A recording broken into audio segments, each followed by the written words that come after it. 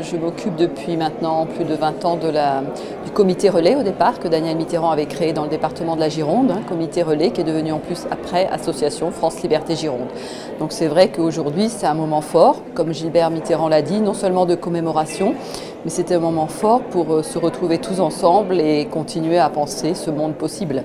Je trouve que c'est une excellente initiative de façon à pouvoir parler de l'action de Daniel Mitterrand et montrer que tout ce qu'elle a semé justement donne des choses, de très très belles actions et incarnées notamment par cette association d'une part les Déconnectés de Medellín qui est représentée effectivement par une association aussi girondine, le comité de la Gironde de France-Amérique latine et également le prix des citoyens de Lampedusa. Je trouve que c'est vraiment l'incarnation même de l'humanité, de toutes les valeurs qui sont portées par la Fondation et par Daniel. Et je trouve qu'ils incarnent parfaitement les objectifs de la Fondation, à savoir le droit d'accès à l'eau, le droit d'accès aux services publics, le droit d'accès à la vie. Et à eux seuls, ils résument bien toutes les valeurs portées par Daniel Mitterrand et la Fondation. Donc je crois que c'est très légitime que pour une première édition de ce prix, ça soit cette association qui reçoive le prix. L'accès à l'eau, c'est tout simplement l'accès à la vie. On le voit dès qu'il y a tremblement de terre, on l'a vu récemment lors du tsunami qu'il y a eu aux Philippines, le manque d'eau fait que les gens meurent.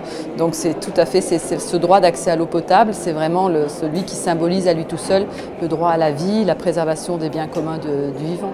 Et je trouve que le choix également des citoyens de Lampedusa, ça s'imposait presque, je veux dire, c'est un choix légitime et normal. Qui c'est qui porte ces valeurs? C'est toutes ces initiatives citoyennes qui existent dans le monde et dont on parle malheureusement pas assez souvent, mais c'est en conjuguant justement la somme de toutes ces initiatives, de toutes ces mobilisations qui montrent qu'un autre monde est possible, qui montrent le refus de ce monde effréné, de ce monde de folie où l'humain a complètement disparu.